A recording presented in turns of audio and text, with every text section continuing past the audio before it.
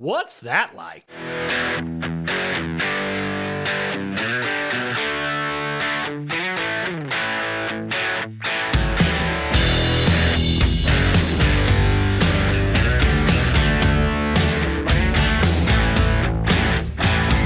What's going on, people? Hey, it's another edition of the What's That Like podcast, and I'm your host, John Knowles.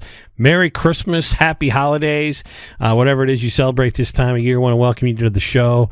This show is going to be all Christmas focused. I've got a couple of guests on that we're going to talk about a lot of Christmas toys maybe you got as a kid, maybe some of the toys you didn't get as a kid or wanted as a kid, and kind of run some of those things down between a couple of ladies that I'll have on myself. We've got Miss Emily Schneider back, a local comedian who appears in a number of local productions. She was a guest on the show back in April or May, talking about her time at Second City in Chicago and some of the productions she had. And I'm also bringing my own daughter, Allison Knowles, onto the show for the first time to talk about maybe some of the toys they both got and, you know, things they had in common. And I'll bring it to you from a boy growing up in the 70s and 80s and some of the things I wanted as well. So I think we've got something for all of you. Want to welcome you all back to the show. I know it's been a while since we've had a previous episode, the Zach Weigel episode on Stamp Out Cancer. Huge number of downloads on that one. I'm sure it's a lot due to Zach and Stamp Out Cancer season starting over at Montgomery County.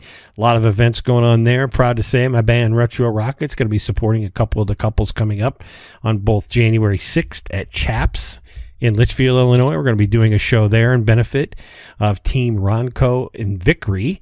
And then on January 13th, I believe it is, at the Moose in Litchfield for the Team McCoys, the real McCoys. We're doing some support events there as they try to raise money and both try to get their goals forward to become Stamp Out Cancer Champions 2018. So lots of stuff going on outside of that. We've had an episode where I was just on with WSMI and John Michael Marty.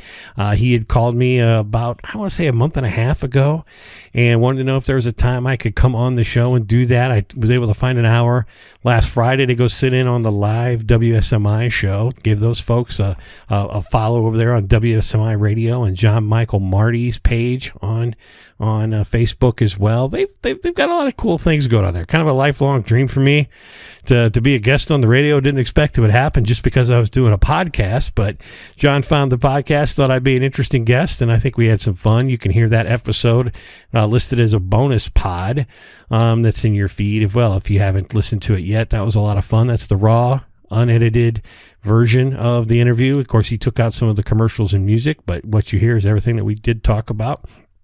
Neat guy. I'm going to have John on my show at some point. I think he'd be a great guest as well. What's it like to be a radio broadcaster of over 30 years? John will certainly be able to tell us. So that was a lot of fun. So enough of my banter. I want to get right to the episode today, talking a lot again about Christmas toys. It's Christmas season. Emily and Allie, and we find out what it was like for them growing up, opening Christmas presents, and what's that like. So we're back here on the What's That Like podcast, and this is kind of a special episode. Not necessarily one that we've done in the past where we've had one guest and we just learned about their life story. We've actually got a returning guest this time. We've got Emily Schneider, comedian, back on the show. How you doing, Em? I am good. How are you? I'm great. And we've also got my daughter, Allison. Hello. Welcome to the What's That Like Nation. Thank you. And what we're going to be doing today is talking about Christmas toys. It's Christmas week. Kids are getting toys. Everybody was once a kid. You watch movies like A Christmas Story where Ralphie wants his Red Ryder BB gun. His parents don't want to get it or whatever it might be. And I think not everybody wanted the Red Ryder, but there was a Red Ryder, metaphorically for everyone. And that's kind of what I wanted this to be about. So we're not going to just do your one Christmas gift as time goes by. There's probably a lot that you guys wanted. Does that sound like fun to you guys today? Yes, sure. Yeah. Yeah, so really what it's about is just kind of going through, your past as children and figuring out what it was that maybe you got, maybe something you wanted you didn't get. Emily, tell me about your Christmases at the Schneider household as a kid. What were those times like? Yeah, so we have a very set Christmas schedule. Like, we know exactly how it's going to go in the morning. Like, we wake up super early, like, like 6. It's gotten later as we've gotten older. Like, we're pushing it back a little bit. But, like, so we all go into the living room or wherever the tree's set up. And then somebody plays Santa, kind of like the Christmas Story. Yeah.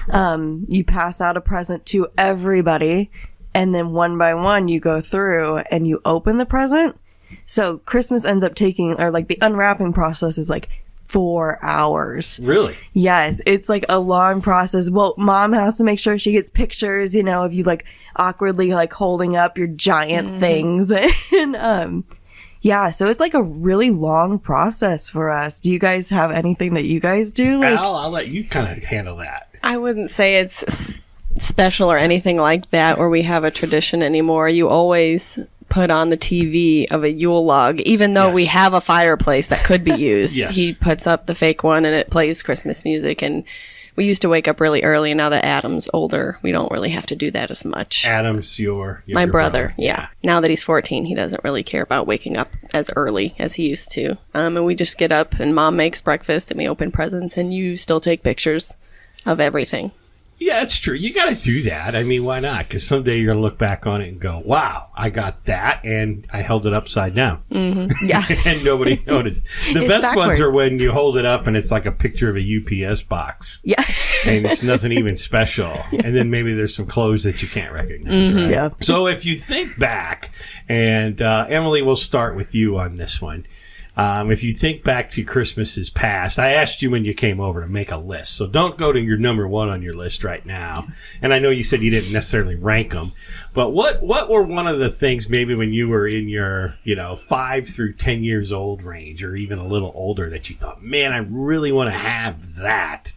What would that have been? So, like, I was obsessed with, I had to look it up because I didn't know, like, I knew the idea of them, but I had no idea what they were called. Yeah. Sky dancers. Yes. Yeah. Yes. Okay. So, yeah. So you pull, it has like a little stand, and then there's a little rope that you pull, and it spins it. And then when you let go, the little sky dancer, which is like a little like Barbie fairy thing, takes off. She has wings, so she's like spinning and like flying through the air. It was dangerous. It was great. Yeah. Like, those were one of my favorite things. Those were one of those things that, like, I need like 6 of them. I need every sky dancer there possibly Every color. is. Yes. Yeah. You had them too, Al?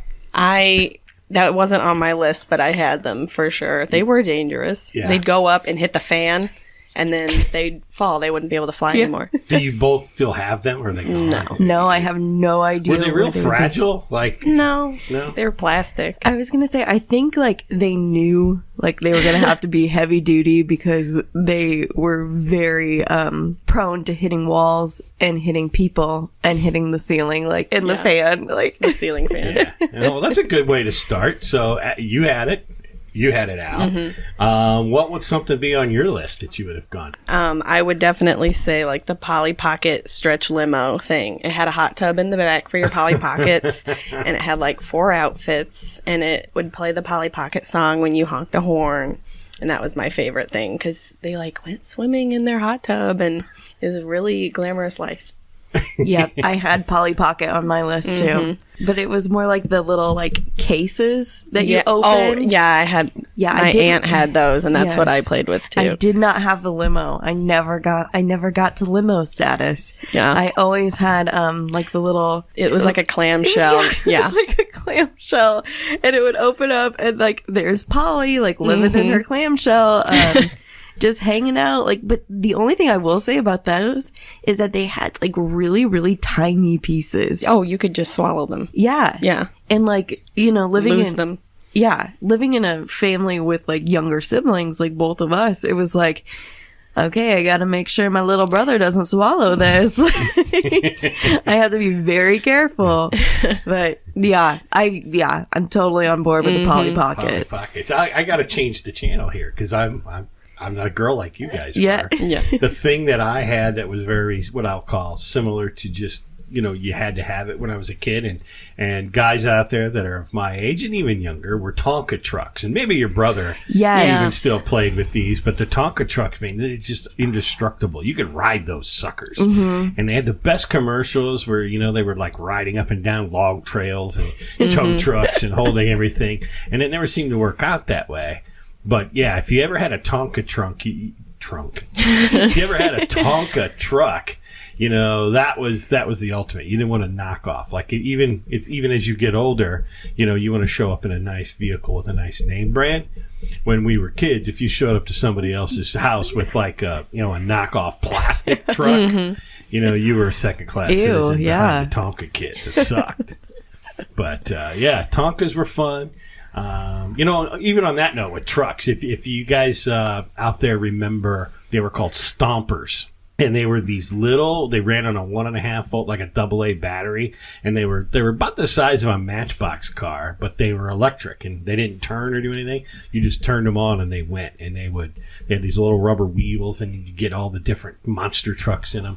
Those were cool too. So trucks was the first thing I'll mention on my list. Trucks. What else you got, Em? What else do I have? I do have some things that like I wouldn't say were just for girls. Bop It was really, really, really cool then. And it was like the very basic version, before they started adding on like Shout It. Yeah, like whatever Throw they it. do now. Yeah, I saw a Simon game at Books A Million yesterday, and you like put it on your face now. Like a Simon game. I'm like, I don't even know what that is. But Bop It was like twist it, bop it, pull it. I think the three things were, that you could do. I just remember staying up super late, just perfecting my Bop It game. And it would count like how many you got up to, right? Yeah. Like, so if you hit 65 one time, you're like, oh, that one stays saved, right? And, High score. Because you had one, didn't you, Yeah, Allie? Adam still has them. Every year Mom tried to get him one. He has an R2-D2 Bop It. Yeah, Yeah, that's the one. You crazy. pull his legs and twist the top of his can, I guess. Yeah. Yeah. We all had those. I was gonna say they were really fun. I do remember like ours did like pass it. So It was like a group game. Yes. So you just put in how many people. I think you twisted it how many people that you had, and then you would play. And me and my dad would play. Like we would just like compete against each other, trying to figure out who could bop it the most. Yeah. It's really fun though. Al, what do you got next? The next thing on my list, and this wasn't just like for Christmas or anything, but Webkins were a really big thing for like everyone in my class that I graduated with, all of us, mostly girls. I don't know if the guys had them, but we loved Webkins and getting on there and playing together online. Explain what Webkins were. They were like a stuffed animal toy that you could buy at like Sullivan's or Walmart, or Cracker Barrel had them for a long time too. And they came with a little code, and you'd enter that on the Webkins website, and then you'd have your own virtual pet and your real stuffed animal that you could like play with, but also online you'd have to feed it and take it to the doctor, and you got to play a lot of games, and you could bring your pet over to your friend's house and they could play together with their pet. And it was a big thing, especially like I couldn't have pets because I'm very allergic to animals, so this was like We got my your pet. virtual pet. Yeah, Yeah. that was the best that we could do. Yeah, I needed it to feed it. For Not real food. not real food, no. But you probably, like you were a big Sims player. Oh yeah, And you know, this was like the bridge to Yeah. Sims. Yeah. It was like pets and then people. Yeah. I gotta keep throwing curveballs. You guys are very similar. You're closer in age, obviously. But for me, growing up, I mean, it was all about video games. In the '80s, and people had the Atari. That was a big thing, of course. And I remember not having an Atari. And I remember somewhere around 1983, the video game industry kind of crashed. There's a documentary on Netflix. You can watch it. It was all about where they buried all the unused ET game cartridges, because the video game industry just kind of hit maximum overload. And then that's when I finally got my own video game. Like I had the Intellivision system. And I remember buying it at like the toy store for like $20. You can get the cartridges for $2 a piece. And it was finally for me like I got back into something I should have been into 3 years prior. The Intellivision. You guys ever heard of Intellivision? But you've heard of Atari? Yes. Yeah. There you go. Bootleg John once again. Emily, what do you got next? I have sock and boppers. Mm-hmm. That was a big thing in my house because it was like the best way to get out all of your anger at your siblings without possibly injuring them. And you have, what, 3 siblings? I have 3 siblings, yeah. So I remember me and my brother would be the ones that would fight with these. The only thing I will say is that they had like, there was like a, where like the seam came together, it was kind of rough. So if you knew how to really use your sock and bopper and you were really mad at your brother, you get him right on that seam. And then you tell your mom that you were just using a sock and bopper. And yeah, I can still remember the jingle for it. I'm pretty sure. Really? Yeah. It's like sock and boppers, more fun than a pillow fight. And I was like, yes, Yes. Oh my God. it is more fun than a pillow fight. Let's see if we can't find the audio for that, because you sang it. Let's see if how close you got. Oh gosh. Okay. Soccer bopper, soccer bopper. You can sock all day and bop all night. Soccer bopper, soccer bopper. More fun than a pillow fight. Blow 'em up, put your hand inside, get ready to have the time of your life. Soccer bopper, soccer bopper. Sock 'em once and bop 'em twice. Soccer bopper, soccer bopper. Soccer Boppers, more fun than a pillow fight by Big Time Toys. Soccer bopper. That's funny. No, it was soccer boppers. SOCKER. Really? Boppers, not sock 'em. But yeah. But Oh. yet you had the jingle. Yeah. And you nailed the jingle. She was singing along with it. Yes, she was. Yeah. You know, I feel like they should have done sock-'em. I mean, it makes more sense. I think would soccer think sounds so. like I'm going to soccer. bring them back. You should. And I'm going to rebrand them as sock-'em. Different. Yeah. Not under the patent. Yes. No way. What do you got next, Al? This next one isn't necessarily a toy. And it wasn't something that I got. It was just something that I You really think wanted? about. I really wanted. And I saw it on Facebook recently of people trying to use it. It was that Conair 3-strand hair braider thing that you would put your hair into. It was it was a hair thing that you would put your strands of hair into and it would braid it for you so you didn't have to go to the work of braiding it yourself. And it looked really easy and really cool. And I really wanted it, but I bet it was really tough and it probably tangled your hair everywhere. But that was something I really, really wanted. You remember these, Em? I do. Did you ever have a crimper? Oh my God. I remember wanting one. I didn't get one. I probably would have burned myself too much, but yeah. Well, there was also like the jewel things Yes, too. it would Like it insert a stamps- hair Yeah. and a jewel onto your hair, like Yeah. a sticker. Yeah, it would stamp jewels onto your hair, which was super classy. Yes. And a look I hope comes back. Me actually. too. I don't feel like I can compete with what you guys are talking about. Whenever I speak, I feel like I go back into the time machine.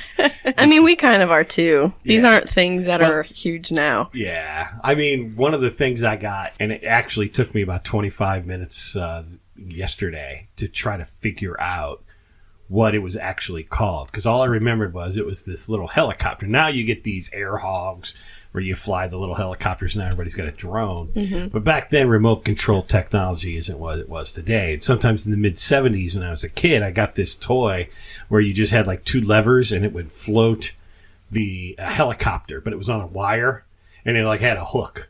And I couldn't even figure out what it was called until I did a bunch of research this morning. It was called the Vertibird.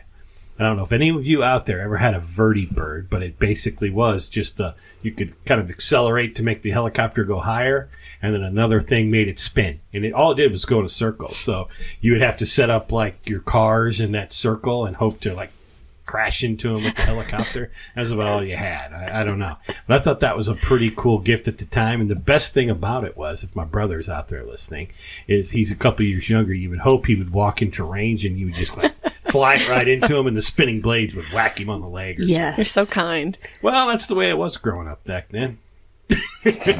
You were beating your brother Yeah, up I with was gonna soccer say boppers. I can't say anything against that. I'm all for that. That's what I represent. What do you got next, Emily? What's next on your list? That is a good question. I have Tamagotchis. Mm-hmm. So kind of going back to like the technology thing, it was like a little circle that I'm pretty sure you could like clip onto your pants. Yep. And it was like a little some sort of animal. I don't know if it was like an actual animal or if it was like a kind of like an animorph type thing. Yeah. But you took care of your Tamagotchi.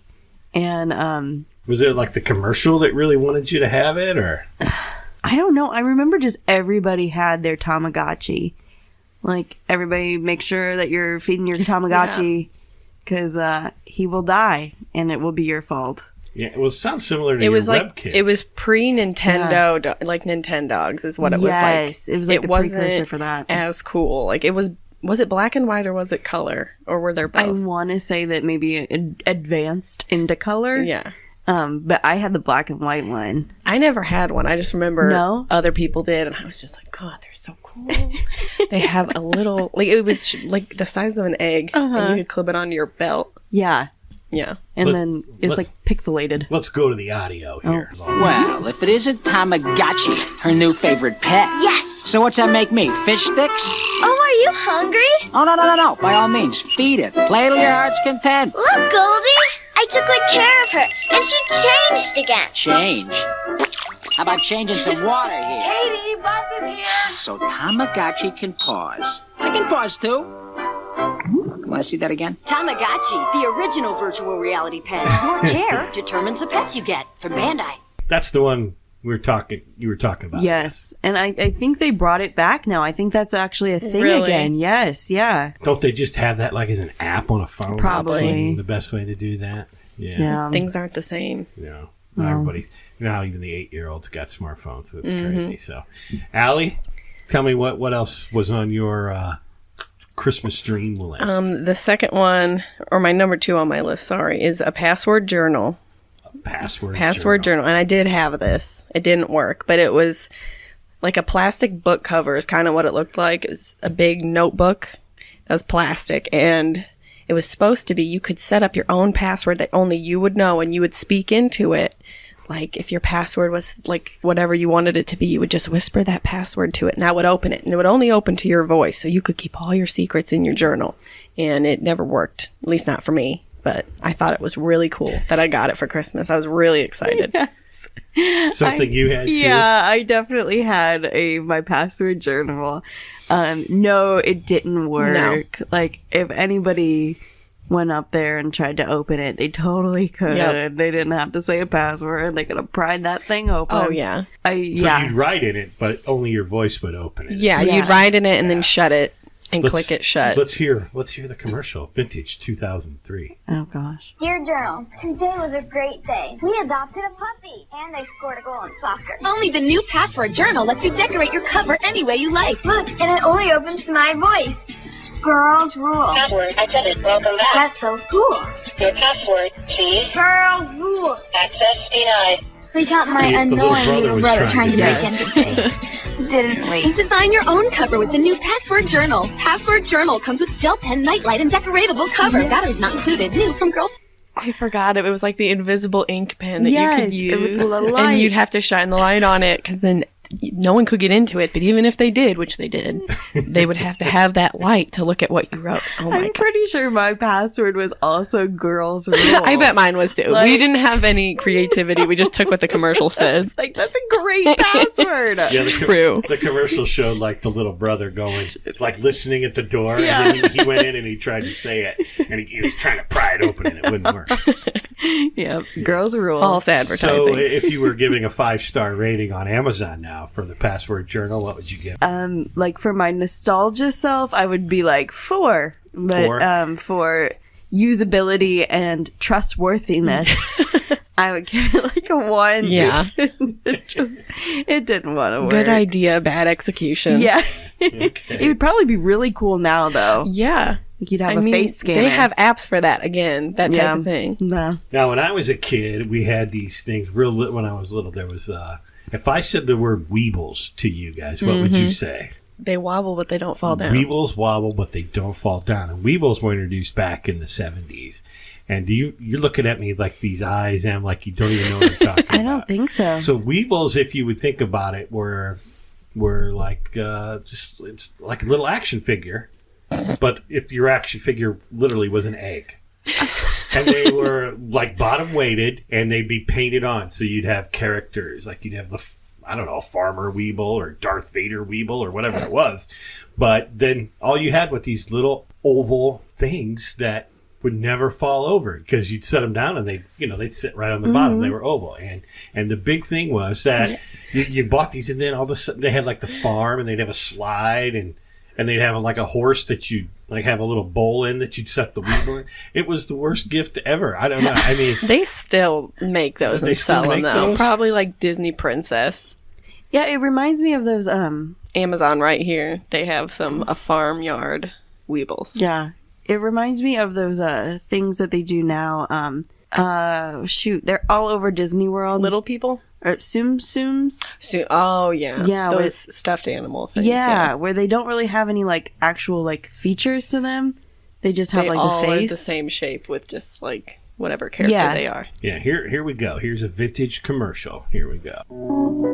There's a wonderful world. And there's a farmhouse and an RV. And brother too. Helping your yeah, they're all eggs. About the world we live in, doing things families do. Lovable weevils are wobbling around. Weevils wobble, but they don't fall down. There's just nothing like them anywhere around. Weevils wobble, but they don't fall down. Romper Room makes Weeble toys. Oh. And it was the stupidest toy. I mean, once you got it, it was like all about the other things besides the Weebles. They had like the plane and a boat. They were just showing in the commercial. It was terrible. But I remember getting them. And then I remember they came out with a line, instead of them being like Weebles where they were round, they were just square.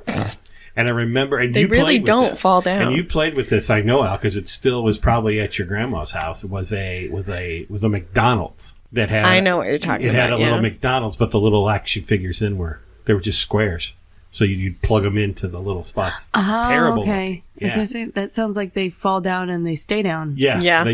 It was. Oh, that's not a good commercial though. It was not. And your Weebles, you couldn't mix them with your Weebles because you couldn't literally put the round Weeble in the square. Oh, there you go. They were Play School, those square ones. Yeah. I just looked it up. Oh, I know what you're talking about. They actually sit in a thing. Yeah, they sit in like a notch. Yes, I know that. That looks familiar. Hey everyone, quick reminder, before we get back to the rest of the interview, I want to give a shout out to one of our partners, Ageless Apparel. They make a lot of great t-shirts, a lot of great products. If you've got an organization or just want to get some t-shirts made for your special event or occasion, give those folks a shout. You can find them on Facebook under Ageless Apparel. Just search Ageless Apparel. You'll find it. Austin and those folks will get back to you real quick. Quick turnaround time, quality products. Love those guys a lot. And great partners of me here on the What's That Like podcast. They make all of my t-shirts for me and do a great job. Thanks a lot. And let's get back to the interview. We're getting down to some of your, I think this is number 5 for you, Emily. What do you got? Yeah. So I have Furby. Furby was very big. Mm-hmm. I just remember going to like Walmart around Christmas time and just seeing a giant Furby display. All right, let's pull the commercial. Yeah. This seems to be the thing to spur the conversation. So, all right, here's a Furby commercial from 1998. Uh-oh, whoopee! Me Amanda. Me Mela. Me Amanda. That's Furby. The more you play, the more they do. And say, Furby grows more amazing day by day.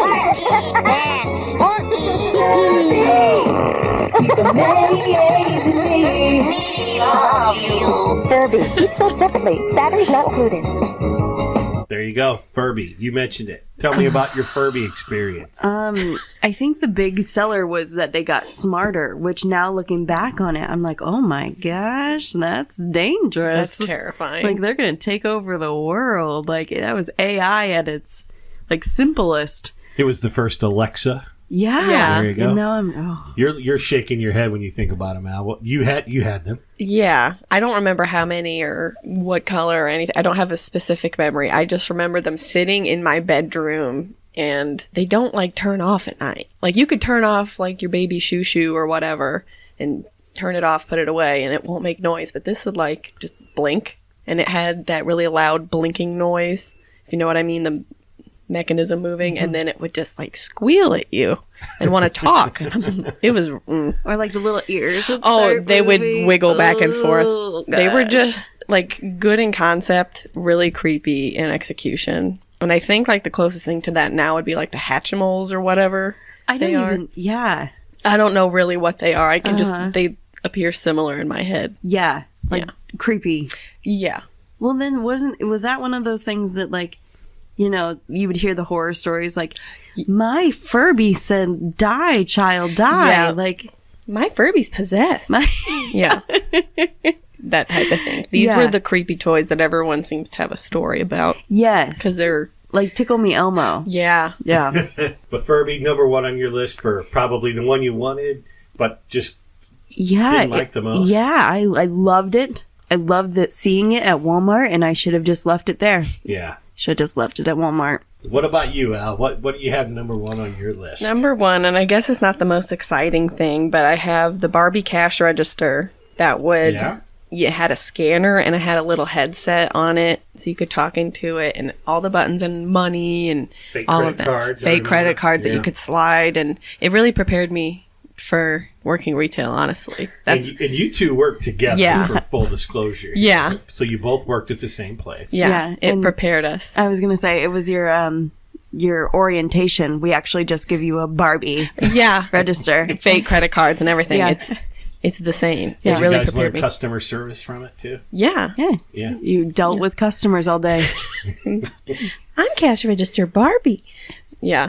Always. It was just fun to pretend. And I liked all the Barbie stuff like that. I think I remember you having this. Did it have a microphone? Yeah. Where, like, you could talk over it like you were like paging the assistants store? to cash register too. That type of thing. Yeah. You could push in and do that. And I loved all that Barbie stuff. Like the McDonald's Barbie. All of that. It's just kind of combined my number one. I wanted all of that stuff. So this is this first mention of Barbie between the two of you, both girls growing up. In Emily, were you into Barbies big time as a kid? No, not really. I mean, I got them, but I think it was just one of those things where, like, relatives that didn't really know you just got you a Barbie just it was because. Standard. Yeah, because it was so cool. I do remember seeing, like, they would come out every year with the yearly holiday Barbies. Yeah, the holiday Those Barbie. are a big deal. Yeah, but you knew that you could never take it out of the... You could never open it. Yeah, so you never wanted it. Like, you're like, what's the point of that? Yeah.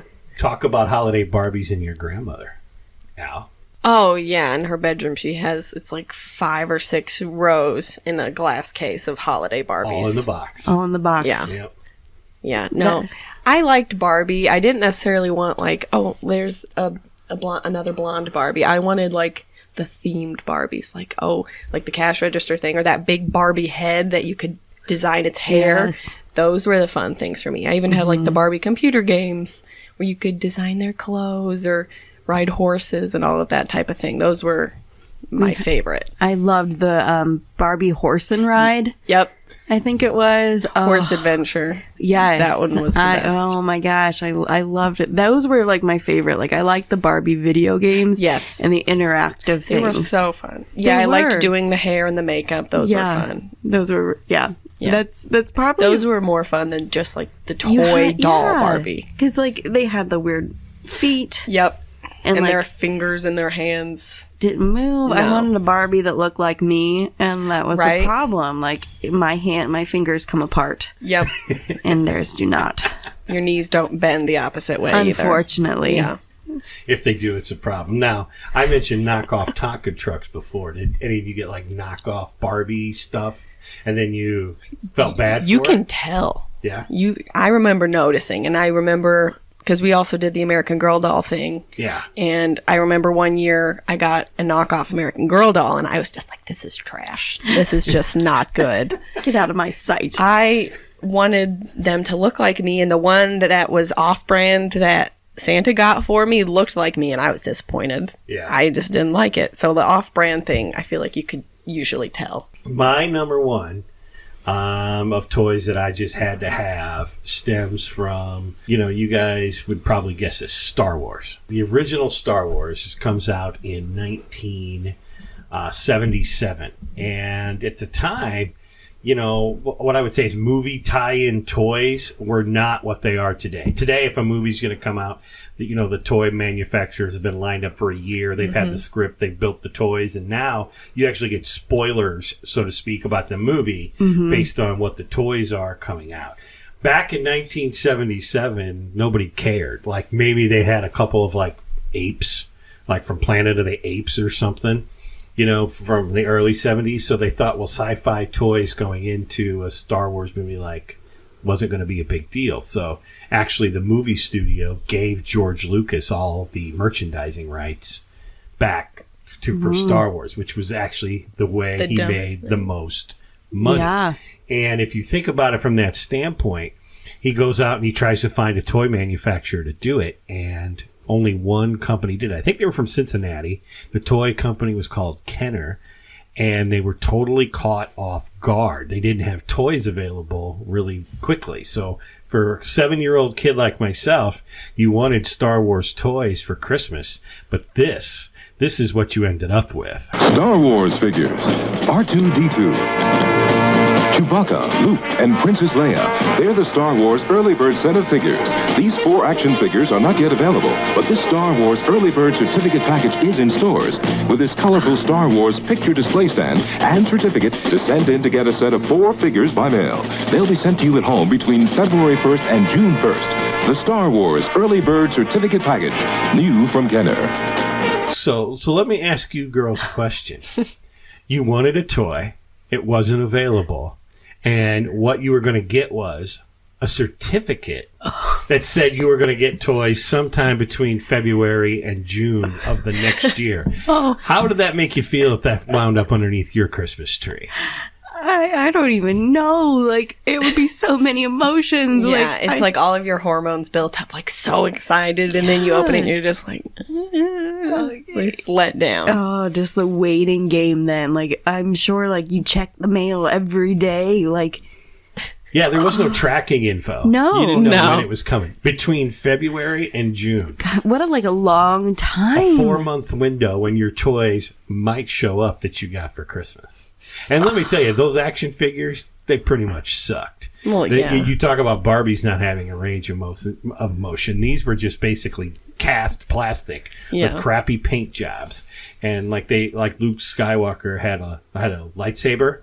It was just a handle that slid out of his arm and kind of come out. And they would go like this or whatever. And R2-D2's head would move, but I don't think his legs did. Just push him. Yeah, it was just crazy. And they were real small.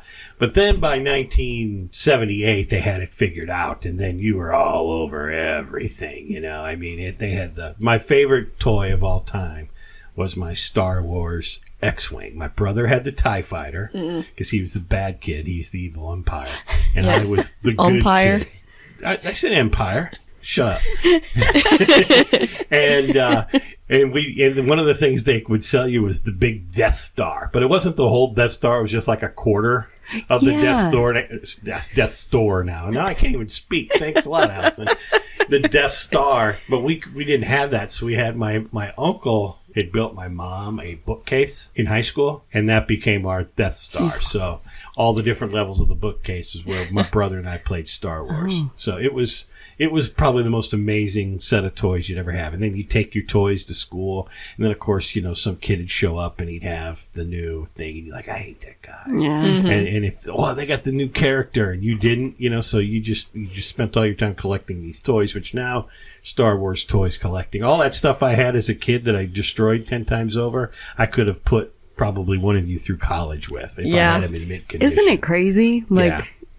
Yeah. So of all the things we've talked about, How much of these toys do you think you or your parents still have? Oh, I know we have the Barbie Dream House still. Yeah. And it wasn't like, I know before I was born, they had a really, really fancy Barbie Dream House. I had like a Barbie apartment with a shower and an oven, and like it looked like an apartment. I know we still have that up in the rafters because we just got it down for the cousins. But anything else on here, I don't know if I know I probably have the Webkins somewhere, but Yeah. Webkins is still around. That's still a thing that people do. What do you think, Em? I would probably say we might have like a piece of a Polly Pocket somewhere, but nothing. Actually, we moved, so like a lot. It was like it was in that time period where like I was too old for Polly Pocket at that point, so I think we got rid of a lot of that stuff. And now I'm just kind of sad. I do remember those Polly Pockets you had. Oh, yeah. I think, in a family, you've got 3 siblings. You've got Allison, you've got 1 brother. I think this is one of those things that at some point when they're in their 30s or 40s, they're going to have like a stomach issue. And they're going to do an x-ray and figure out that there's been a Polly Pocket lodged in their stomach for the last 30 years. Yeah. Last night when I was looking up toy ideas for this, like just different toys from when we were younger, I saw the picture of like the Polly Pocket stretch limo set, and it came with like 4 outfits. And I told my mom, I remember chewing on those because they were rubber and they were easy to chew on like gum. And I looked at that picture and I went, God, that's disgusting. Like, how did I not swallow a bunch of these? Or I probably did. Yeah. So tell me this: is there anything beyond what we've talked about that maybe you thought would have been a good gift you didn't get? Maybe your friends had. Something you were really jealous of that you never really got. All of us, my brother and my sisters, we all wanted a trampoline so bad. Yeah? It was one of those things where we would ask for it every Christmas, and we never ever got it. Like, we're like, okay, well now, like, at the beginning it was just a trampoline, and then it was like a trampoline, but it has the walls on it, so we won't fall off. And then, it still was one of those things where, like, no, it's too dangerous. And then we got to the point where we were, like, creative. Like, we're like, what about an in-ground trampoline? That means there's no way you can fall off, and it's super safe, and we still never got a trampoline. That is one thing that, like, we asked for it consistently, and my mom would never budge on it. Yeah. Never. And I don't think, like, even if I asked her now if she would get me a trampoline, I don't think she would get it for me. Like, it was probably a good call on Mom. So, well, they loved you. So, yeah. Al, you had a trampoline. Yeah, I can tell. I know, man. I mean, yeah. But it would get kind of kooky dangerous. I remember, you would have all the neighborhood girls over, and you'd all be bouncing. And I remember screaming how many times, 1 of you at a time or 2 at a time, because there'd be bodies flying. Oh, yeah. Well, we also had the net on it, and I remember someone had just gotten their ears pierced and got snagged on the net, and their earring ripped out. And that's pretty traumatic. It wasn't me, but it did happen. And then we'd have a hose, and it would get wet, and then we'd be sliding everywhere and bonking each other in the head, and it was always something like that. So yeah, I can tell the love was really there. We just wanted to give you what you wanted. Yeah. Yeah. What was something you never got you always did want? The moon shoes. Moon shoes. Moon shoes. What are moon shoes? They were like little trampolines for your feet. Mm-hmm. And if we put them on now, they wouldn't do anything because we're too heavy. Yeah. But if you were a younger kid, they were basically just these big purple plastic rings that were probably like 3 times the size of your feet, and then your foot would go in a little thing that would be like a spring attached to the ring, and you would just be able to like bounce, and it would be like you're walking on the moon with no gravity. And they were really dangerous, so it makes sense why I didn't have them. But I remember I had friends that had them, and we'd be in their basements playing on them, and I rolled my ankle a couple times. I'm like, maybe this wasn't the worst idea to not get me these, but I really wanted them because I thought they were so stellar. A couple of years ago. I get it.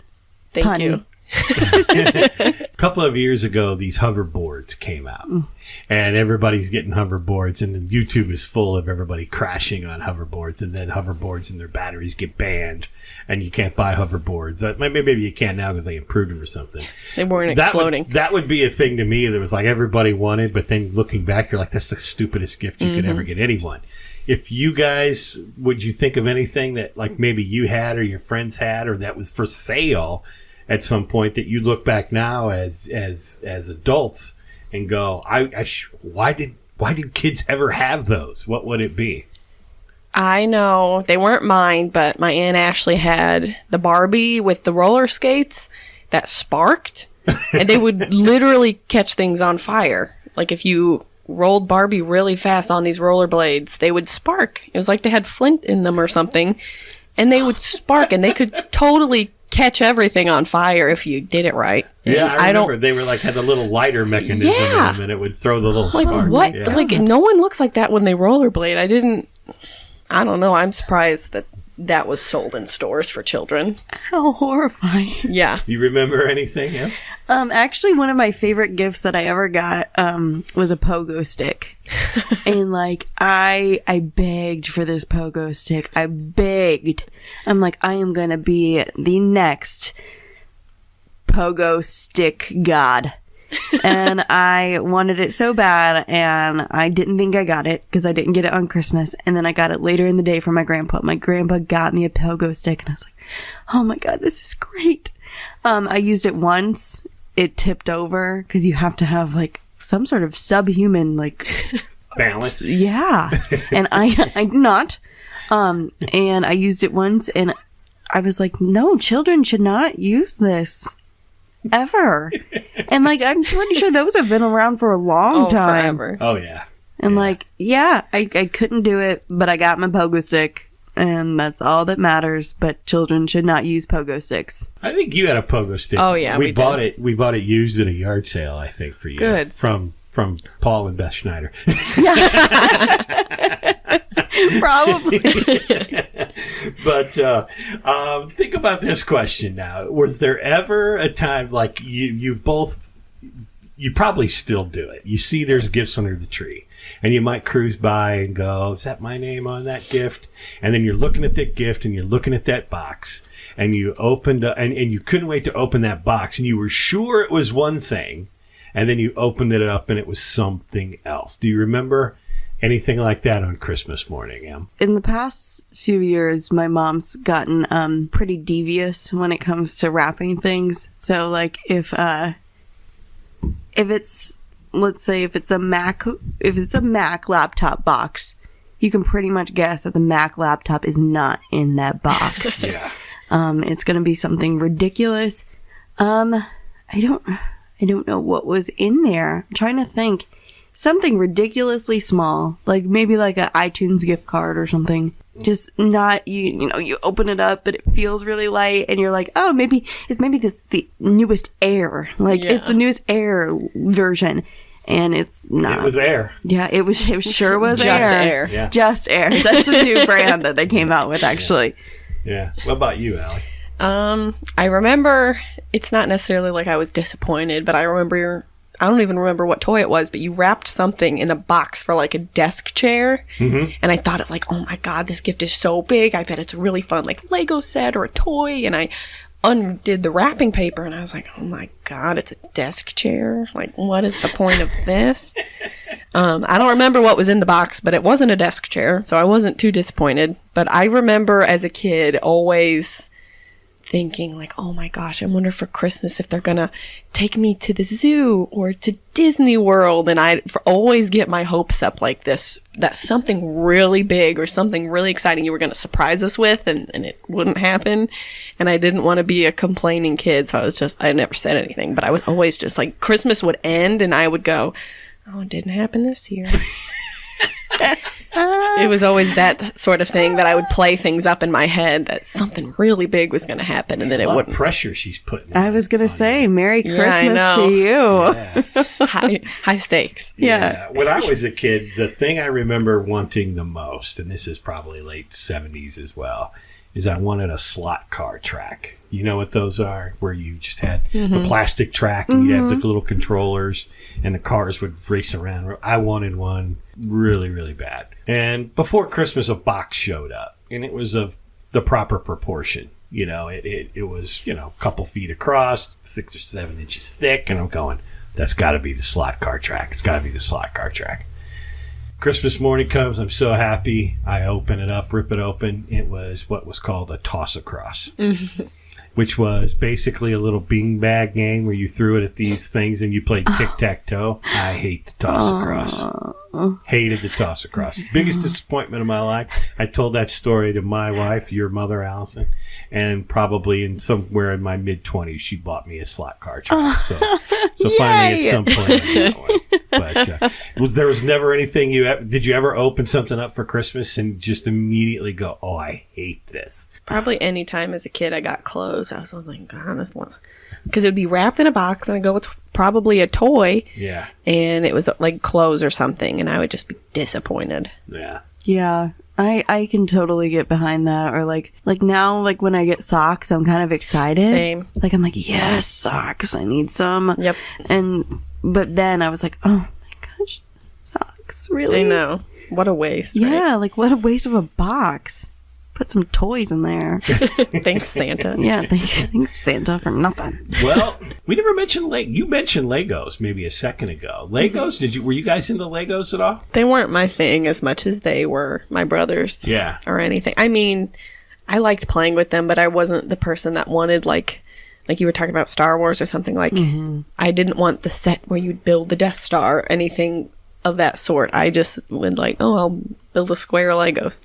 It was never, I wanted to build something. I was just wanted to put them together. Yeah, it's probably more of a boy thing. I mean, when I was a kid, when you got Legos, you got like a box of Legos. Yeah. You didn't get just the colors. You didn't get a set where you built a town that was, or a fire truck or the Millennium Falcon. You just got a bunch of colors of Legos, and you had to use your own imagination as to what it was. And I think that was a lot of toys back in the day for maybe more for boys. But, you had erector sets, things like that, where you had to build whatever you thought you could build out of it. You want to be really freaked out. One of the things that, I don't think I got it, but maybe my uncle did, and he gave it to me. If you think about this from the 60s and the 70s, people would give their kids chemistry sets as a kid. So Mr. Wizard. You could build your own, nitrous oxide bomb or something. It had all the chemicals, and you had experiments, and literally you could blow the friggin' house up, with some of this stuff. And that was a nice Christmas gift. Those basically became the Easy Bake Oven. Easy Bake Oven. Did either of you have those? Yeah. I did. Did you ever bake anything in them? Once. I think the first day you bake whatever they sent with you, and then you have to buy. Yep, you run out and you're like, what's the point? I'm making a second-rate brownie with a light bulb. Yeah, I might as well just see if my mom will make it in the actual oven. Yeah, it would be better with real ingredients. Yeah. So what would you consider the greatest rip-off toy of all time? What was the point of Tickle Me Elmo? Yeah. Honestly, looking back on it, I was talking to my mom about it last night, and she said that my first Christmas, it was Tickle Me Elmo, that was the first year. That was the first year it came out. She goes, people were fighting over them, and I got one so early to make sure that you would have it. And she goes, you hated it. It just laughs. And that's it. And that's horrifying now that you think about it. This thing didn't show any other emotion but laughter. Which is great but horrifying. So probably something like Tickle Me Elmo, which was a big fad. For some reason everybody had to have a Tickle Me Elmo, and it shook a little and it laughed. Some of the things I asked my audience on Facebook, some of the things that they remembered, 2 or 3 of the people that commented on there mentioned something called the spirograph. Does that mean anything to you too? You remember the Spirograph? Did you have one? I used them at Grandma's. Yes, but they 'cause- were not something that would be in stores when I was a kid. Yeah, this was something that your mom and I, maybe your aunt would have had if you Aunt played Ashley, with. yeah. The Spirograph, Emily, was just basically a series of different plastic shapes Okay. with gears on them. And it had little holes strategically placed. So you'd put a pen in it, you'd hold it down, and then you'd spin it, and you'd make little like flower designs or something like that. Teachers would have those. Yeah, and it was something that, you thought you were really an artist because maybe they'd give you a bunch of different colored pens. And I bet to end the show here, we could probably find a Spirograph commercial and everyone can hear what it was all about. Swirls and curlicues and clouds of color we Spirograph, the miracle drawing set that lets you make a million marvelous designs, now introduces Super Spirograph. Bigger, more exciting, with a new assortment of snap-together pieces that let you make bigger, more fantastic designs than ever before. dream designs they can be more. With new Super Spirograph from Kenner. Just super Spirograph. Super. How about Amazing. that? Yeah, anyway, Spirograph was something you use up all the ink and paper in your house, and you just cover your mom's refrigerator with all these things that she couldn't not throw away. That was really it. At the end of the day, it was kind of boring after you did it once or twice. I'd have more fun with the multicolored ink pen. Yeah. Trying to put them all down at the same time. Yeah, I was. Never worked, but you always wanted to. Yeah, you were going to be the kid that did it. Well, Al, your first time on the podcast. Did you have a good experience? Did you have fun? Yeah. You can come back sometime and just sit in with your old man? I guess so. Yeah. Emily, second time for you. Yeah. Had you back on a different topic, but what's going on in Emily's world lately? What you up to? So I got done with 2 shows over the past couple months. I was in Blackburn College's production of 12th Night. I played a guy. I did some stage combat, which was really exciting for me because I had never done either of those things. And then I was in a production of, it was called The Butterfly and the Violin. And I'm actually going to be starting rehearsals for my next show at the end of December. It is called Transferred, a story about life after death. It's going to be at the Rogue Theater in Alton. And it is February 15th, 16th, 17th, and then the 22nd, 23rd, and 24th. And what's that one about? So it's a devised piece, so that means we're going to be we don't have a script. So we are going to be making it up. It's going to be a lot of improv, which we talked about last time. And it is just that process of, it's after you die, what happens? And that is all we know right now. We haven't started our rehearsals yet, but it is the possibility of anything that can happen after you die. Sounds interesting. Yeah, I'm really excited for it. Yeah, and where can people get tickets for it? I would go like the Rogue Facebook page, the Rogue Theater Facebook page, and then I'm sure there will be information on ticket purchases on there. Well, hey, Allie, we'll see you, of course, over the next couple of days. But Emily, I want to wish you and your whole family a Merry Christmas. Thank you so much. Hopefully you get something good this year and your mom wraps it up in a box that you can recognize. Yeah. So you're not disappointed. Yeah. Anything else you guys want to say to the listeners out there? Have a Merry Christmas. Have a Happy New Year. Yeah. That's it. Yeah. Yeah, that's pretty much it. All right. Thank you both. Take care. Thank you. Thanks.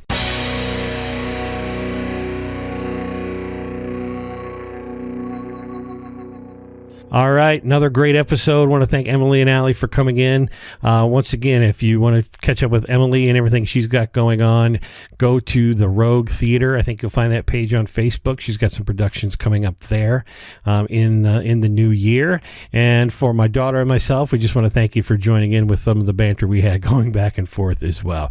With that being said, that's it for this episode of the What's That Like podcast. I am John Knowles. Peace out.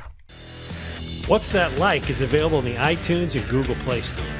Search for What's That Like. Subscribe today and never miss an episode. Streaming is available at SoundCloud.com and on the SoundCloud app. Follow What's That Like at Facebook.com/What's That Like Podcast and on Twitter at What's That Like Pod. All opinions of the guests of the What's That Like podcast are their own, not necessarily the views of the host or the podcast producers. We hope you enjoy this podcast serving Central Illinois and beyond. Peace out!